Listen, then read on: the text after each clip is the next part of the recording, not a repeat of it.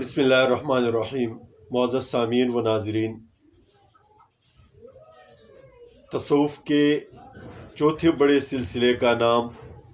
سلسلہ سہروردیہ ہے، جس کا بانی شیخ شہاب الدین عمر سہروردی ہے، جو متوفی 632 ہجری ہے۔ یہ ایران کے ایک شہر سہرورد کی طرف منسوب ہے، جہاں کا یہ شیخ صاحب رہنے والے تھے، کیونکہ یہ اسلام کے تصوف کے بڑے سلسلوں میں سے ایک سلسلہ ہے۔ اور یہ بات یاد رکھنے کی کہ ہر سلسلہ اپنے آغاز میں بہت اچھا فکر لے کر شروع ہو جاتی ہے، لیکن آہستہ آہستہ دھیرے دھیرے وقت کے گزرنے کے ساتھ ساتھ اس میں بدعات داخل ہوتی ہے۔ تو یہ جو سلسلے سہروردیہ ہے، اس میں بھی بہت بھیانک قسم کے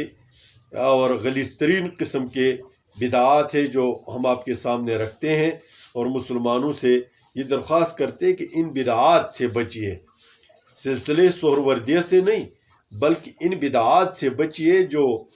لوگوں نے داخل کیے ہوئے ہیں۔ تو پہلے نمبر پر یہ ہے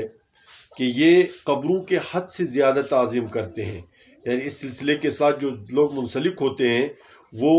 قبروں سے فیض لینا، قبروں پر اپنے حاجتوں کو پیش کرنا، قبروں کی زیارتوں کا اہتمام کرنا، دور دراز کا سفر کرنا،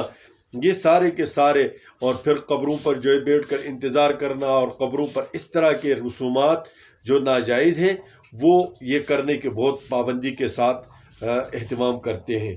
دوسرا، ان میں بھی وہ بیماری ہے جو عام صوفیاء میں پائی جاتی ہے، جیسے کہ سما اور قوالیہ اور یہ چیزیں، لیکن اس سہروردیہ میں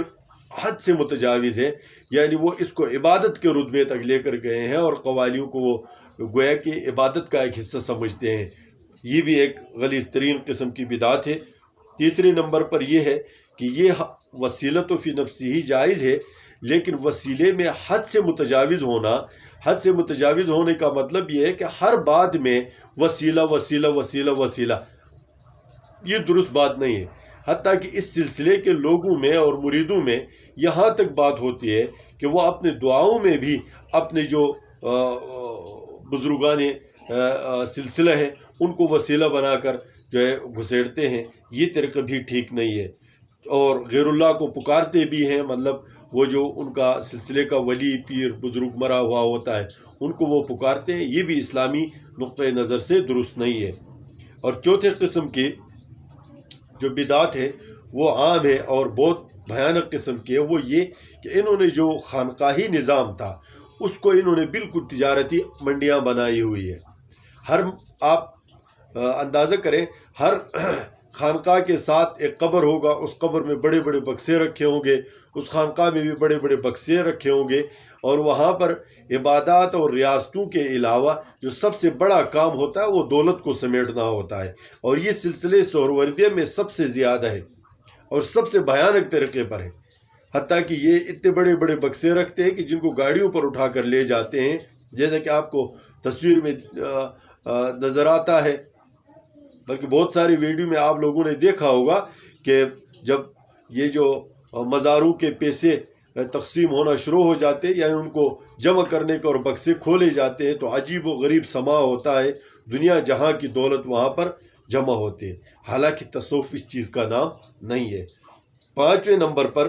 جو سب سے زیادہ بھیانک اور غلیظ قسم کی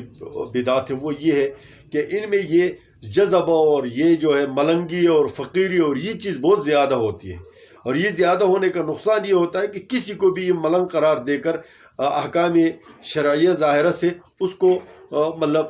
بری و ذمہ قرار دیتے، پھر نہ وہ نماز پڑھتا ہے، نہ روزے رکھتا ہے، نہ کچھ بھی، نہ غسل کرتا ہے، نہ نہاتا ہے دھوتا ہے، اور ایسے ہی غلیظ قسم کا آدمی ہوتا ہے جس کو یہ پہنچی ہوئی سرکار بتا دیتے ہیں۔ اور یہ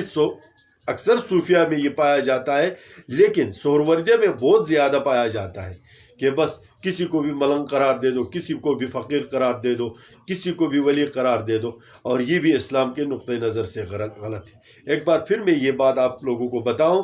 کہ دیکھو، یہاں پر ہم ان صحیح طریقوں کے سہروردیہ علماء دیوبند میں بھی ہے، یہ سارے سلسلے جن کے بارے میں ہم ویڈیو بنا رہے ہیں، ہم ان بدعات پر رد کر رہے ہیں جو ان سلسلوں کے اندر گھسی ہوئی ہے، نہ کہ ان سلسلوں کے جو طریقہ کار ہے اس پر، بلکہ ان میں جو بدعات گھسی ہوئی ہے ان کے رد کرتے ہیں اور مسلمانوں کو ان سے بچنے کی تلقین کرتے ہیں۔ اللہ رب العزت ہمیں اسلام کو سمجھ کر اس پر عمل کرنے کی توفیق عنایت فرمائے۔ السلام علیکم ورحمۃ اللہ وبرکاتہ۔